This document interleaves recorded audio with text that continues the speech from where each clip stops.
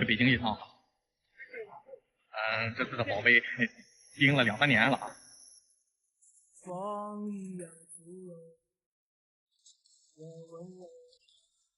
那么现在我就刚刚到达北京啊。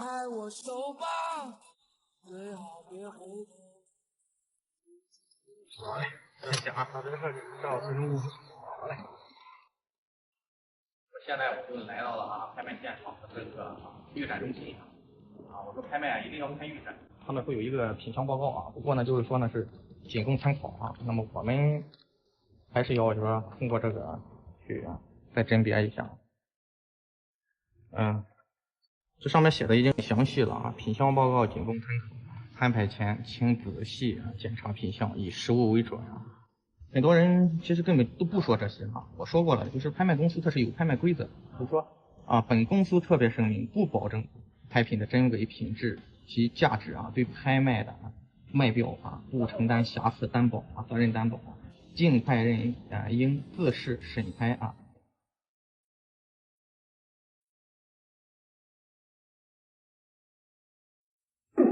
这就是期待已久的搞了个小后门提前先看一下好，16万。怎么这么大的？21万5。是一个日本人的一个旧房从前年我就一直盯这个，因为那时候疫情出不了国，你也没法说是这个上国外去实地去看去，所以说就错失这个机会了今年终于来到国内检测一下这个品质然后还有真伪这就是传说中的斗台斗台源于就是明代明早期宣德年间，最出名的是花段非常漂亮青花加上材料2次烧制非常俊秀有力的大青光绪粘制块，底座非常的干老，包浆自然我们说了一些好的东西都属于老货如新这就是在这一个一个的检查。那么再简单的介绍一下这一场也是非常非常的仔细每一个圈足为了怕磕碰都做了一个圈足的一个套。那么这是矾红矾红源于宋代到了明嘉万时期的话就比较流行那么到了康熙的时候记住这里边有一个重要的点，康熙时期一般不以单色的矾红出现至少目前是这么认知的，它一定会配是青花或者是五彩。那么到了就是康熙以后，你比如说乾隆以后就比较弱了它是以这个铁为主色系那么到了光绪一朝呢，回光返照又做的非常好，深沉大气自然这个器型都是铃铛杯。咱说这个东西真不真，你看这个款式非常写的铿锵有力非常非常的激动。那么这是一套7号拍品，这件是乾隆的青花缠枝花卉纹日本横滨长家收藏记录于横滨国庆2019年，当时编号是226号人机组，起拍价格是8万，30万直接报价30万，30万最直接提出48万，38万，38万现场报价40万以上，40万验市场内定4万，红牌谢谢48万，48万又报名了，可以提出52万，要有7号横滨继续52万，还有新老师横滨52万在前方，后方的新者离开考虑下降了，52万在现场，前排的报价是要多少？52万、55万，还是57？55万，谢谢，55万，52万，您也可以看通，57万，57万，都有7号报价，57万在现场，都有7号的57万，交给谁了？57万，57万，57万，最后一次。谢谢，都有7号的50万，谢谢。拍完了，然后交完钱就往这个库房里去取货这最后一个环节取货也是非常谨慎的，要每一个再重新就检验一下看这个东西有没有出入一定要仔细检查这是最后一个环节。美中不足的其中有一只是有冲线，不过这个已经没所谓了。那么一会儿呢，我还要用专业的设备重新再检测一遍，这个过程可能比较慢，然后也是为这个艺术品为自己负责吧。大体先看一遍。皇家之气的这种美丽惊艳，或者说细致这就是当时的皇家之物。现在通知潜力或者是参考以往的这个拍卖价格一直非常好。收藏它的同时，我们在欣赏这个艺术的同时，也是一种财富的积累。相对于这个价格来说其实我已经很满意了。我们今天呢，就是为它而来的。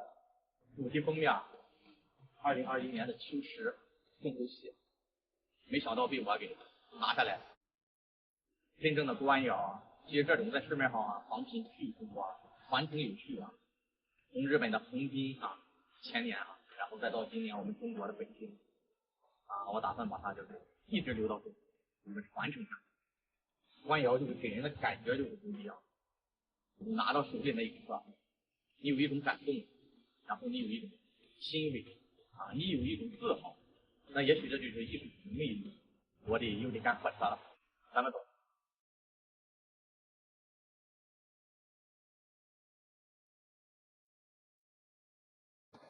3、4年前就来过这个村，那时候疫情之前有个大叔有个香炉，那时候不卖今天正好路过这，咱过来看一眼。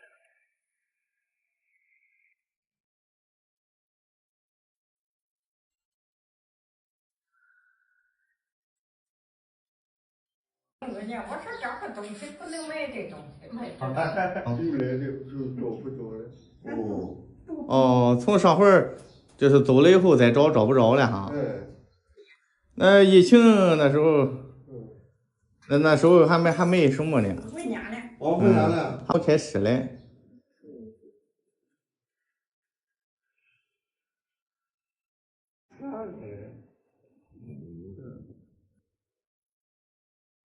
没得有年份这种地方要的。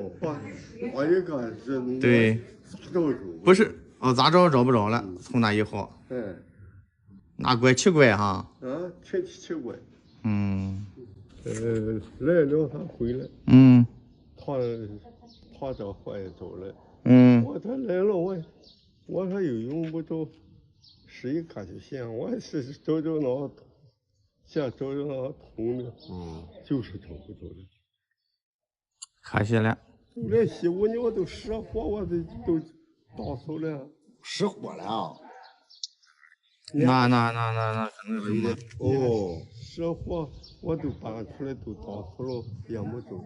哎呦，你说那时候你要买给俺多好呢，那时候你不想买。哎呀，那个炉子真好好香炉那是个好，那香炉真好那不是小的了。是啊，是不是？是方造的。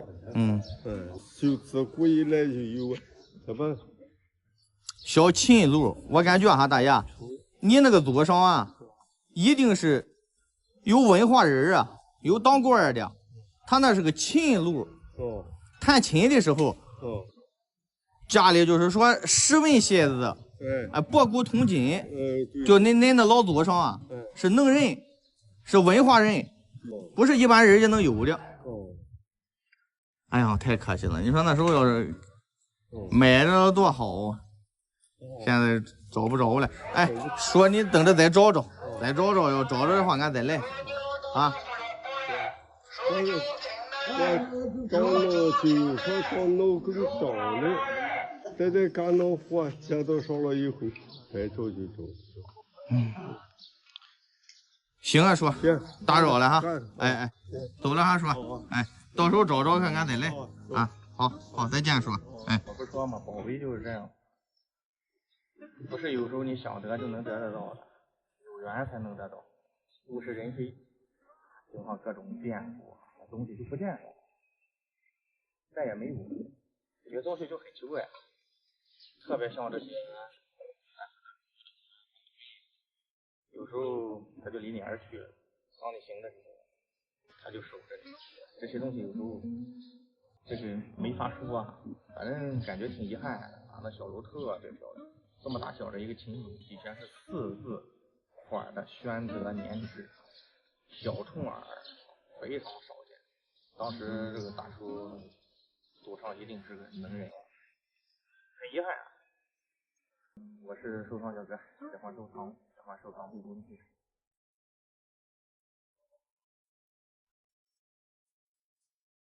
你那耳朵也好使，你不是呀，真是人家说了，你老是没有。哎呀，我看看，我不一定说非得要，我看看。我没这个东西。哎呀，我那骡子你就赚不少，我看俺听他说的。赚多少钱还能给你价格可以了？你想这么多收着，你为嘛给我说？我不是说这个非得要。你看我就说有吧。没有，别当个自己宝贝了啊！可不办。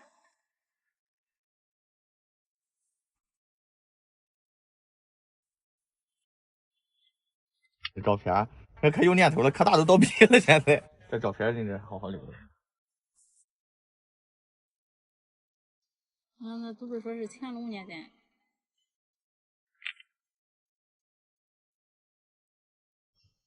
要多少钱呢？我不卖。哎呀，还就买不买，就是那个根儿的价够不够的事儿。给你1个亿你就买了，这值不了都是吧？我说少得10万吧，得。哎呀，这别闹了，这是新的。哎呀，不可能。真是，我跟你说，这真是新的，我不忽悠你啊。但当然不是说现在的，确实有个几十年了。你说乾隆的，确实是俺这乾隆宫造的，这可不是乾隆。哎呀，整体这个气息啊，味道确实挺好，一般人看不了的。你包括上边，但是还是能看出，哎呦，它这个拓洞可够好的。但是你看这些地方还是有电动工具的痕迹啊，就小电钻手修的那种，半手工吧。主要是料子大，一般没那么大的料子，确实是。那当时这都是资料啊，这个皮儿。这个青菜皮色加过深。哎，你说吧，大爷，多少钱？这真不是那个乾隆的啊！你要说乾隆的说，你说10万8万的，你开这个价还算是合理。少了话不卖。1万块钱。那我出价格，这价格还不行吗？我放起来，你少了不卖。你说个价，你不能太咧吧了呀！我真想要，不是脑子不行，我不卖。哎呀，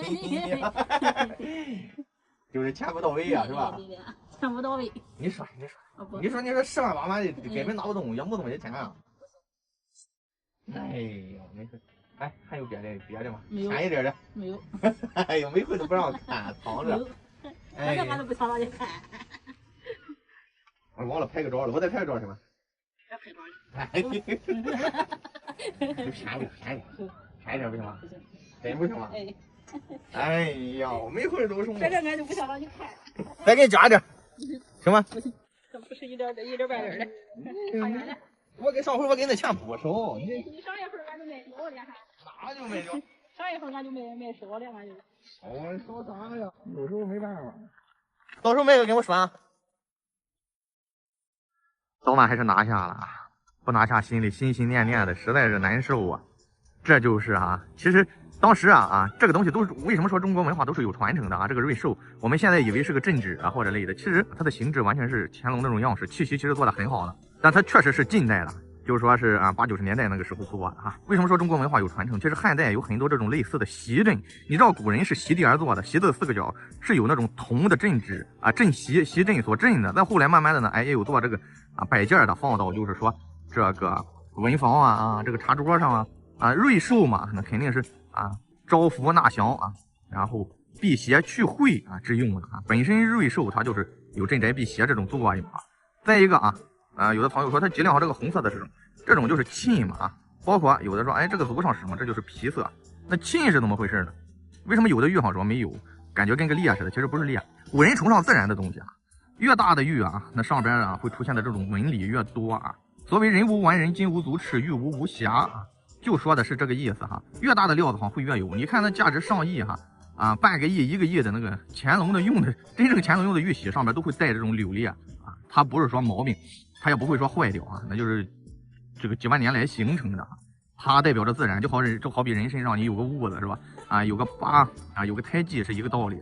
如果说你通体无瑕的，那有可能就是块玻璃了，是不是？那有的为什么没有？因为有的小啊，这么大的料，你想想得多大的料才能取出来？就好比我们去割猪肉似的，你想割一点点瘦肉、精肉，割一点的话，你会割出那块肉来很完美。但是你很大的话，你难免会把血管啊、把筋呀、皮毛啊都能割上了，一个道理哈。那我跟大家讲一讲啊，就是说为什么我们指的玉啊，狭义上的和田玉，真正的和田玉就指的新疆的呢？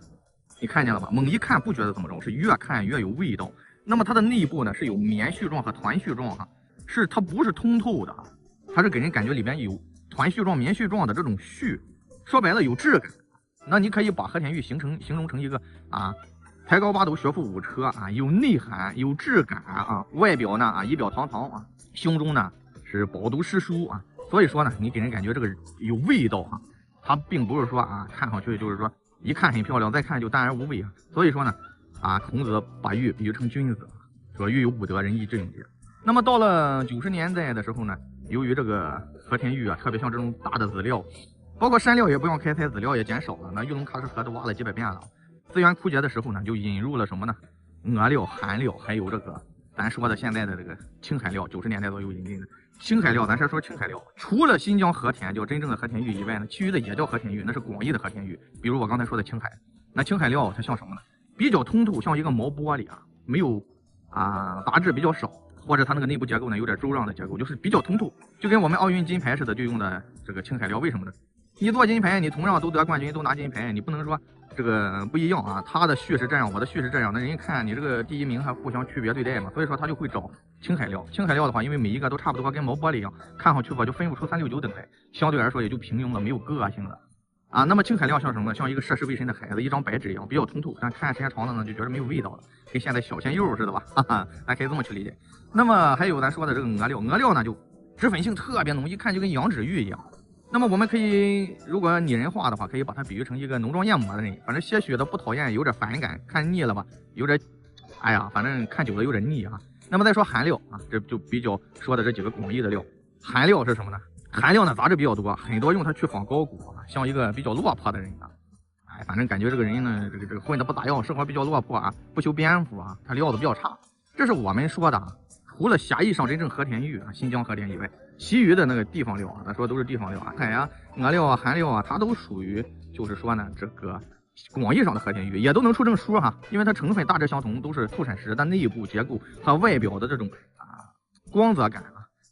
质感完全不一样，所以啊，也许我这么说让大家能够非常的通俗易懂，但是真正上鉴别还需要说啊，你得拥有了以后多加细微的观察，它有细微的区别啊，大家可以这么去理解啊。你看这个小瑞兽啊，简直就绝了，这么大的一块籽料啊，工怎么去区分呢？有人说我看不出辛劳来，后期啊这个玉啊都是砂橐一体的啊，或者是半手工的。去雕琢，而古代呢全都是纯手工，没有任何电动辅助工具去做出来的。所以说呢，它这个阴刻线里边是满满的砂质感。现在的呢，有的也会做上砂质感，但砂质感不强烈。还有呢，你看它这个线条哈，它上边这个线条，由于是电动工具，你就半手工，你拿个小电钻的话，电钻转速很快，才能把它给雕动。雕动的同时呢，那你这个手啊会有很高强的力度，要不然它那个线条会进行抖动的，它不是跟古玉一样那个线条咔咔很干脆哈。那么新的呢，它就容易出现这种抖动，这也是一种啊非常高的鉴别的方式啊。这一个就是说那时候半手工的，所以说你感觉它的力度啊、气息啊还非常非常的好。我们鉴定玉呢，第一就是皮壳氧化的程度，这个氧化的就很好了，看人就感觉哎呦这个实质有9分像了。再一个呢，咱说的看它的线条的那种硬朗的程度，再一个看砂质感啊，总体综合起来就是气息啊，其实这个气息就已经很好了啊。大家慢慢的听我讲啊，就会对玉有一种感觉了。男女老少没有不喜欢玉的啊，像这么大的一块，哈哈，和田的籽料的一个瑞兽啊，得200-300克吧，这个绝了就，哎呀，很高兴啊，太漂亮，喜欢的不得了，这个厅堂雅士100，简直就无敌了。有时候没办法，你不登门个几次啊，有时候有好多好东西你收不到的。买与卖之间永远是种博弈啊，但是呢。尽量追求一种平衡啊！我收藏小哥，喜欢收藏背后的故事，请关注。走吧。大名鼎鼎的山东德州大运河古玩城，其实摆摊啊真不容易。所谓夏练3伏，冬练3酒啊。今天特别的热。热了，我实在受不了。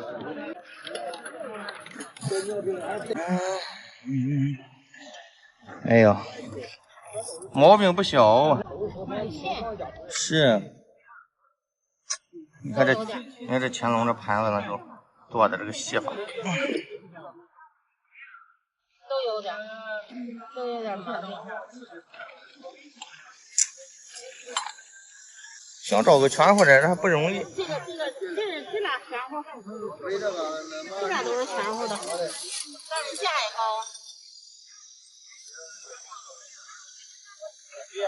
这个要多少钱呢？这价是高，不过是真好。对呀，还有那个大盘的那个漂亮。嗯。喜欢咱就商量，看看能给出多少钱。商量不了，太高了。说一句吧。1800。哪个？小的。1800有点太那啥，不靠谱了。你说。我说3500。3500我能少挣点。啊？你遇到不容易，我跟你说句大家话，兄弟，我这遇到都不容易，我这我淘腾来淘腾去，你知道我淘腾这一点毛病没有。买好货你别差这点钱，遇到这是孤品。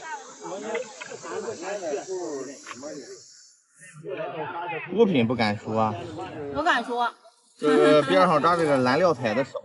对呀，这个就是你看啊，就它的器型和这器型不一样，但是它俩是一家货。我知道。没有，你再上别人家你再找去吧，全国可能你都找不着第二个。其实这个时候是那个光粉不分的那个时候，你看吧，这个花还有点光彩的。你看你太明白了，那你真是行家了。你要不我敢给你还价吗？要不谁敢一口给你还这么些？你说实在价钱，其实我相中了，你要不是你把我吓跑了，是吧？我不能给你，哎妈呀！哎，就像你这少买货的，就这点钱还能给你吓跑？不是，我说你能同意吗？我说3800，你不同意？我不同意啊，2500。2500啊！你看我也没有利润，因为我淘来的不容易。你知道我这人吃马背的，到手就2000大多了，太能增值了。再高了我要不着了，今年买卖多难看，今年都往下落，哪有往上涨的？你再说个精品，现在还是往上涨。你要说落，说是土品，但是你就这个东西看不着，面子你绝对看不着。你卖几万块钱不成问题了，兄弟。好货你不容易。卖了吗？标吧，你不看100，我再给你让了。卖了吗？不容易，你碰到货，哎呀妈呀！我跟你说，我没挣着钱的兄弟，我这搁这儿卖的不好。我刚弟你看吧，我这刚搁黑龙江过来的，我来趟。黑龙江来的。你听我的口音，你知道吗？是黑龙江的茶壶，没有啊？人家保存到现在啊，这也是贵族人家用的，这可绝对不是老百姓人家用，人家是拿这东西当个玩意儿，特别爱护，你知道吗？这是雍正的。雍正文彩是老厉害了，还有这种蓝彩，我不容易，你不用再看了。我买的时候我也很认真。我给你。3000块钱其实是你的底线。你再给我加50。别闹了，姐，咱都说好了。我这是卖的，我都给心疼，我这是整不来了。问题是我真的是有点真舍不得。看着喜欢啥就来啊！我总看你，不可能，没想到能在这能见。是吧？不是，你那不是那个土有皮，你这是实战派，设立的也什么都玩，有兴。好了，拜拜。缘分啊！整个他一个摊儿里，为什么那老姐姐不舍得卖呢？最好的一只，好在哪里呢？那我一说啊，大家就看明白了。第一，花口看见了吗？它这个边儿啊是呈花瓣状的，有规律的花瓣状的。那个花口呢就比圆的做起来要难，要单独的修，是不是啊？这是其一。其二呢，边上这个蓝啊，很多人以为是青花，其实不是，它是料彩。那料彩呢是珐琅彩的一种，更加名贵。边上这一群花饰呢，你看嘛，都是矾红描金。那么这呢又有一层的开窗连瓣纹啊，然后这边是眉纹，又用描金描的啊。整个盘心的内部呢，又用了各种的釉彩。好的东西的釉彩啊，给你感觉这个色阶特别的舒服，舒服的同时它不会给你那种刺眼的感觉，它是一种宝光的内敛。而且呢，你看特别这种绿色是通透的，带有莹润性的，而且我不说大家都明白了。那么只有乾隆盛世才能做出这么好的精品。所谓康乾盛世之作，是最富有、最鼎盛的时候，所以他做的东西都是富丽堂皇的。咱再翻过来看为什么说是盛世之作？讲究啊！底部这个黄并不是火石红，很多人会有火石红，是那个时代它上了一些护胎釉就这么讲究把胎再护起来，这样比如说烧制出来沾沙都少更加的干净利落。那边上呢是芒口上边又进行了这个描的酱釉和涂的金水，非常非常的漂亮。那么这个摆到家里，就跟大姐说，这不是一般人的东西，一品富贵，和和美美。乾隆彩绘、牡丹纹、花口、折腰。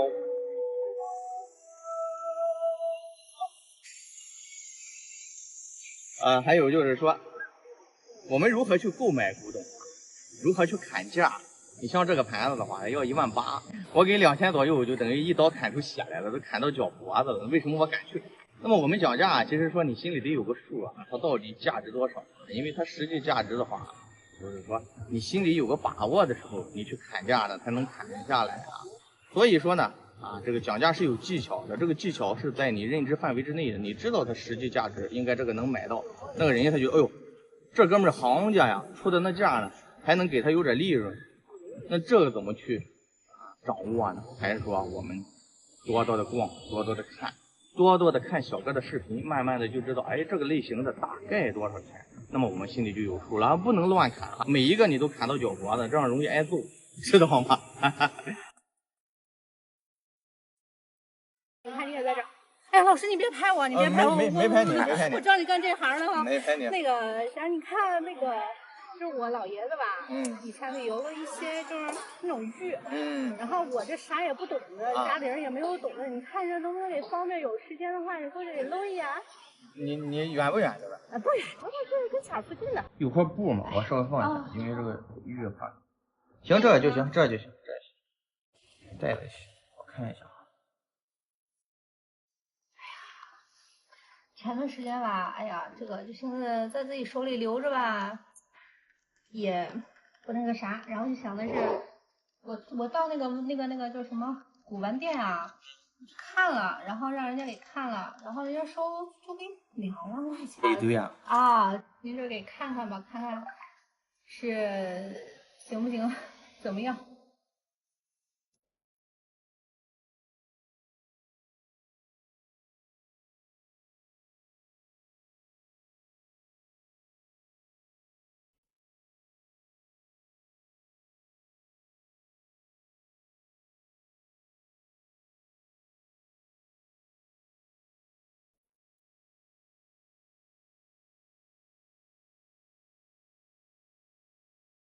老爷子那时候是干什么工作的？专业玩这个的？他就喜欢这个今年这个疫情闹的，这个家里这个经济状况不太行。老爷子绝对是好。咱也不懂这个呀，是吧？您这样，您开个价，我觉得能行的，我就烧着。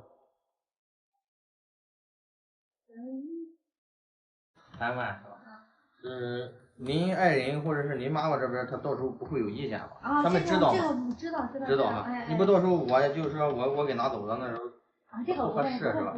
行，过去。对，好嘞。过去。收到了。收到了好嘞，谢谢。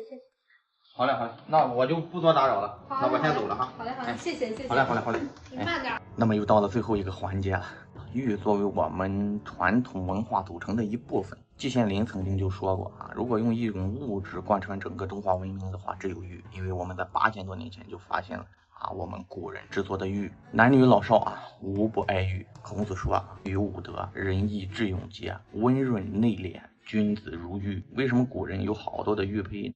那第一呢，就是身份的象征；第二呢，你像这种玉坠的话，它攥在手里，人在紧张的时候攥在手里有安全感。有人说呢，人养玉3年，玉养人一生，其实往往就是如此。雕的一个什么呢？叫瓜蝶连绵，然后家族鼎盛，延绵不断之意。很多人问我啊，小哥，您玉是资料吗？古代的玉大多不说100%也差不多都是资料，因为古人那个时候还不具备开山的能力，所以说古玉大部分都是河里捡的。而我们现在看资料的话，很多说带皮儿，其实有很多时候古人是不敲掉的，把皮儿都去了，所以说非常非常的好。那么这是明代的。那么明代的玉和清代的玉怎么区别呢？明代的玉的话，线条粗犷有力，简约而不简单；清代的呢更加繁缛明代的呢更加厚重各有各的美。那么到乾隆时期呢，到达鼎盛。那么这是一个明代，您看这是多大的一个资料的一个书法件，难能可贵啊！那么接着讲这一块，这是明代的一个白玉的，叫直莲童子那也是一个玉坠的书法件，非常难得这上边有这种沁和天然的柳这都正常的。咱们正常说人无完人，玉无无瑕。你看这个白的这个感受，这个开脸，这种神态，它这种动态是现代人雕不出来的。现在都是机器工电动工具，古人是拿砣具一点一点砣出来，往往雕一块玉需要2-3年甚至更久，那真不是一般人的玩意儿拥有一定的社会地位和财富才能够拥有的。这个也是非常漂亮。这个上面写着，您看啥？福如东海上边是2个龙，非常非常的漂亮。这种就是长命锁性质的，一般孩子或者是达官贵人佩戴之用光气特别特别的好。这是翡翠这也是一个翡翠上边雕的，这边是和和美美那就寓意和美如意这是也是长命锁性质的，一般都是给孩子或者做嫁妆等等等等，非常非常的漂亮。那这种都是满清时候的。再讲这个这个大家能看明白吗？我刚才说了，明代的怎么样呢？厚重简约而不简单，厚重简洁大气然后线条呢比较的犀利。葫芦，那葫芦的寓意大家都不言而喻了福禄有余这个能看出来吗？皮儿还没完全去掉，能看出资料的形状来。有很多如果这个皮儿打磨干净，你看不出是资料来。你想想，就现在这样一块资料大概得多少钱？非常非常合适那么这一个大家可能很多都没见过雕的龙头，后边是一个八卦纹的。那这种相对来说就更为难得这是一块黄玉的玉佩，这个晚清时候的非常难得，真的非常难得，雕工也非常好，莹润度也非常好。黄玉来说的话相对比较少。玉环其实很多时候呢是袈裟环，就是高僧绑这个衣服的这个衣角的这个袈裟环。这是一个小兽兽嘛就代表长寿之意。那么这个形状叫什么呢？叫犀。那么在这个诗经里就有解释说童子佩犀。其实这个犀有一个美好的寓意，其实它是早先是具有功能性的一个意义，就是说解绳的那么慢慢演变成呢就是说就解开心结之意有这个寓意在里面。还有呢就是说帝王也是佩犀，犀很多人可能都不认识这个字就是说它不管什么东西迎刃而解变乱为治。你放到我们现在的寓意就是说你看它像刀的形状不管什么东西都是一路畅通的，带着它就是说路路亨通之意那么这上面有这种三角几何的这种类似折带纹，这是非常具有中国特色的。